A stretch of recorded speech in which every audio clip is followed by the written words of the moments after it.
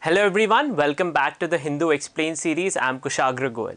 Now with regards to doubts from the Human Development Index and the PHDI that we had discussed, right? A lot of students had doubt as to what it means, what is the real ranking. Now see, there is one HDI that comes annually since 1990s, right? By the UNDP. That under that Norway has been calculated or adjudged as number 1, okay? That is one fact. Another fact is a new matrix has been added to the original HDI index, okay? So in the original HDI index there are 3 matrix, right?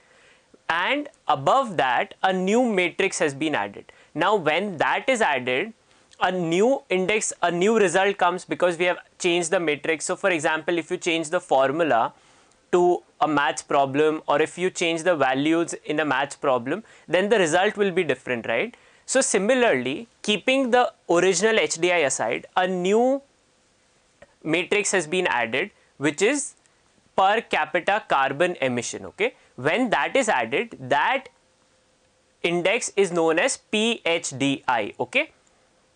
Now under that, the new ranking means that Ireland comes number 1 and India also jumps 8 rankings, okay?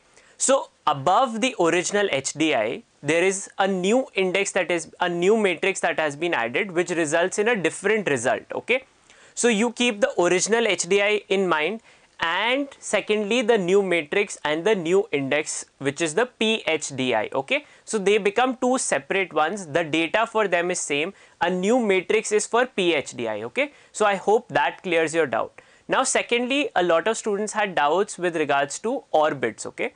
So there are couple of categorizations of orbits in which satellites are placed, okay? Now communication satellites are usually placed at a higher orbit or low, and satellites based on their needs are placed in different orbits, okay?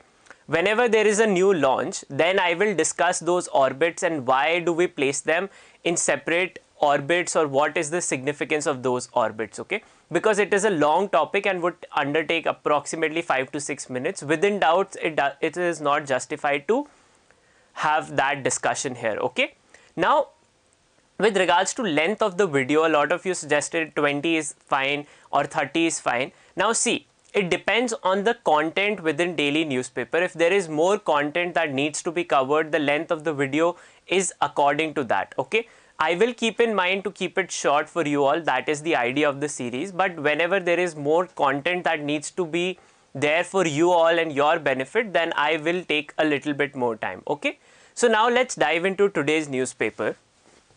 On the front page, there is this updating story with regards to conflict between Andhra Pradesh High Court and the government, okay? So the Supreme Court has stayed the order, and what is this talking about? The judiciary has no role in deciding whether there is constitutional breakdown in state necessitated presidential rule. This power is vested in executive under 356, okay? So whenever there is a breakdown, Article 356 of the Constitution is under the chapter of emergency powers, right? Whenever there is a breakdown of executive machinery, or the state government is unable to maintain law and order in the state, then presidential rule is invoked, which was imposed, for example, when there was a hung parliament in Maharashtra, when no party was able to stake claim in the erstwhile state of Jammu and Kashmir. Under then also presidential rule was imposed. The Supreme Court has stated this power is vested only with the executive, the governor and the central government. The court has no role to play whether to impose it or not, and has stayed this proceeding, okay? Now this is a developing story, but all you need to know, keep in mind, is Article 356, okay? The validity of presidential rule has been questioned by the Supreme Court in various cases also, but waiting on what the Supreme Court actually decides on this, then it matters more, because see, this is a new equation that has developed where the High Court is interfering, whether that interference is justified or not. So we'll have to wait. The Supreme Court has stated that they will discuss the petition from January onwards, once the winter vacations are over. So once that takes place, a decision is out, then we'll discuss in depth about it. As of now, you need to know under what article can presidential rule be imposed in a state. It is Article 356. Okay, so the farm agitation is going on. Prime Minister Modi has stated that he is willing for talks to address the concerns, but the farmers have stated all these are lies and are not believing the government's position. Okay, now on the national front, that is the most important news that is surrounding. There is political news from Delhi. Okay, now moving on, we'll move to the editorial section. Okay, there is nothing really updating for us to discuss. Okay, so on the editorial front, okay, the main editorial is relevant from the point of view of farm laws and in general for vocabulary also. The headline is the factoids versus the facts. Okay, so we'll discuss this editorial in a little bit more depth. But what is there on the left hand side? The left hand side is again a constitutional discussion that is taking place, which is police personnel should not be made instruments of political battle. That is, yesterday also we had discussed this thing of center deputing police officers from West Bengal cadre to central deputations, the state government denying them. So this is a developing story. The editorial states that, see, this officials, bureaucrats, police officers should not become tools of one political party versus another, and that is what is most important here. Okay, there is nothing concrete. Once it's a resolved crisis, then it matters more to discuss any of this. Okay, as of now, see, it is in the right of the central government to deputize its own officers, which are appointed by the Union Public Service Commission. Yet some approval of the state government or consent of them is usually taken in practice. Now when that doesn't happen, that is what the conflict is all about. Okay, the second one is friend and neighbor. India must strengthen ties with Bangladesh and appreciate Sheikh Hasina's challenges. So this is with regards to yesterday Prime Minister Modi had delivered a speech about how with Bangladesh is the pillar of Act East policy. So this editorial is stating that how India should strengthen its ties with Bangladesh, resolve conflicting issues that are there regarding border, river disputes, river water distribution disputes, and also not engage on political bipartisanship and strengthen the ties beyond that. Okay, so nothing specific for us to discuss. The second one editorial here talking out the Congress enduring revival. So this is talking about the Congress party, not relevant from our point of view. Okay, the second thing here, the mystery disease of Iluru. Okay, so recently in Andhra Pradesh, a number of people had taken sick. Approximately 300 to 400 people had seizures, shivering, unconsciousness. So the cause of that disease was unknown even then. The cause of, now it is stated that those people had high amount of lead and nickel in their blood samples or generally in body. Remember, some years ago, Nestle's product Maggi was banned because lead was found in the noodles. Lead as a metal is harmful for body, water. So now the investigation is out as to discuss how or identify where this lead is coming from or these metals. Is it from the water that people are consuming? Is it from the food that is being procured? Milk samples have also been taken from home and nearby traders, and water samples. So it is still an updating story, but nevertheless, the cause of the disease is considered high level of lead and nickel in the body. Okay, so now moving on to other national news. So again, it's more or less political only. Okay, there is nothing specific for us to discuss in the sense of what is happening, any in-depth analysis. There is updates from different stories. For example, PM lied on MSP farmer unions. AIC say he launched an open attack by linking them to the opposition, and different, for example, there are political rallies planned in different areas. Now, see, government lists papers for vaccine registration. Okay, so now more and more concrete details with regards to rollout of the COVID-19 vaccination plan is being given out.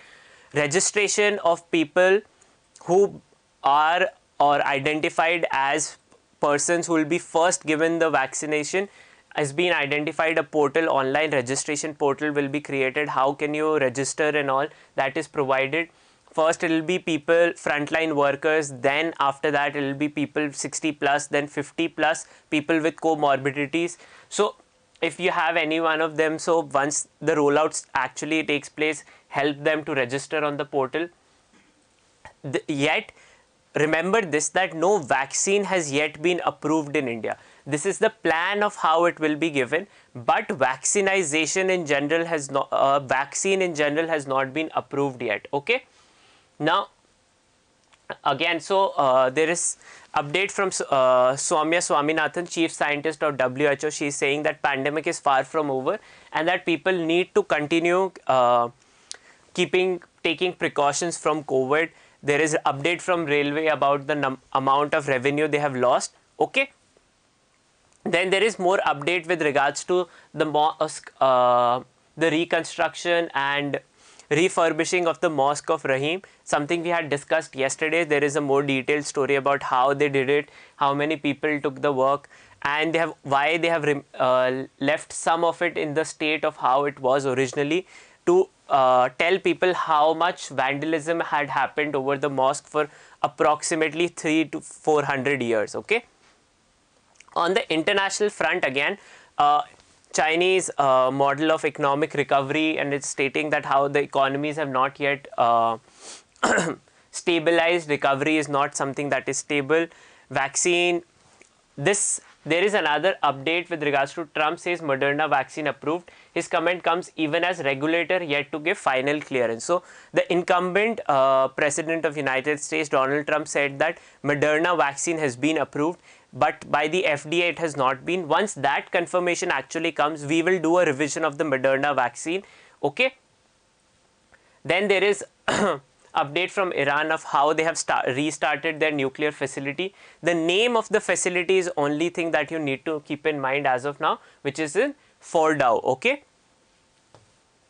On the business front, India mulls E20 fuels to cut vehicular emissions. These are different standards for cutting down vehicle emissions. There is more plan for regarding budget. So when I talked about economic news, I had told you that once the budget updates start pouring in, then more economic policy news will become relevant for us. So budget to prioritize health investments. So this is Finance Minister Nirmala Sitharaman stating what the budget would be primarily focused on, or things it will be doing. Okay. Or there is another update with regards to budget itself, which is government mulls at bank to boost banking sector. Okay. So again, these are updates. No concrete suggestion has yet been put in place. Okay. So once that happens, only then it matters for us to discuss any of this. Okay. On the sporting front also, no real news for us. So now I will go back to the main editorial that I stated that is important for you all. Okay. So the main editorial has a couple of things for you all to keep in mind. Okay. This is written by 3 researchers, and they have taken data from the ministry's website with regards to procurement from the FCI. Okay. There are different facts that you need to know. Okay. So how are farmers distinguished between big, middle and small? The smallest farmers are those who have land holding size less than 2 hectare. Okay. So that is how the government distinguishes between small, middle and big farmers. Okay. So the middle farmers are known those who have 2 to 10 hectares of land, and big farmers are those who have 10 plus hectare of land. Okay. So that is a fact that you need to know as to how it is distinguished. Okay. Now there is another interesting term that they have used. Okay. So this article, the point of this editorial is to differentiate about different facts regarding the farmer protest and the farm bills in general. Okay. Now see, the word factoid, okay, which they have used is not actually truth. Okay. It is not true. What is true or truth in general is what flows from facts. Okay. It's not factoids. What is a factoid? A factoid is a often repeated lie. A lie repeated by so many people, you actually start believing it to be the truth. Okay. So that means a factoid. And the idea of a factoid, or the reason why you use factoids in general, is because you want to suppress the truth. Truth is something that can harm you, and so you inculcate an alternative truth or a factoid to try to suppress. Okay, you tell that lie by number of people, which is exactly the point of propaganda also, that to create this oft repeated sense that something that is being repeated by so many people, for that to happen you create propaganda machines or all of that. Okay, so this is the term that matters. It's a new term, so it becomes important. Now certain facts from which have been discussed in this editorial. Okay, so a policy is being discussed here which was known as the decentralized procurement policy. Okay, what does this policy mean? Decentralized procurement policy means that generally the system is that FCI does the procurement directly, but under the DPC, decentralized procurement, DPP, the state government will do the procurement and then FCI will pay the state governments. Okay, so this is a decentralized format. What this is stating that how under DSP, because of DSP, it is not just because of the original system of MSP, the beneficiaries are not only from Punjab, Haryana or Western Uttar Pradesh, but farmers from other states also. Because see, if states from if DSP uptake is from a lot of different states, that means that they are using the MSP system, they are relying. What this is trying to tell is that there is a often repeated statement that MSP only benefits 6% of the farmers. Now that is something which is being held as not true or as a factoid by the editorial. Okay, they have given us data as to how that is not true. Okay, so for example, to bust this myth, they have given the fact that recently for procurement of wheat, the maximum amount of wheat procurement was from Madhya Pradesh and not even Punjab. Okay, and that there are other states who have been uptaking DPC or decentralized procurement policy or scheme, DSP. Okay, and that the percentage of that scheme is up to 25 to 35. Okay, and the next thing that is being told is how these farm bills are supposed to the current regime of farm laws only benefits the big farmers. Okay, but based on facts, farmers who actually go and sell their produce in APMC mandis and is procured by FCI, the percentage of farmers who supply the goods to FCI under MSP regime, only 1% are big farmers for paddy and 2 to 3% for wheat. So that means that maximum amount of wheat and paddy procurement under MSP is actually by middle and small farmers. Okay, and then another thing that they are trying to tell in the editorial is that the MSP pricing, the idea of MSP means that this is the minimum support price, right? The market should not sell below the MSP. Now they have given the reason why high amount of procurement happens under FCI and the MSP regime is because the outside market does not provide value above MSP.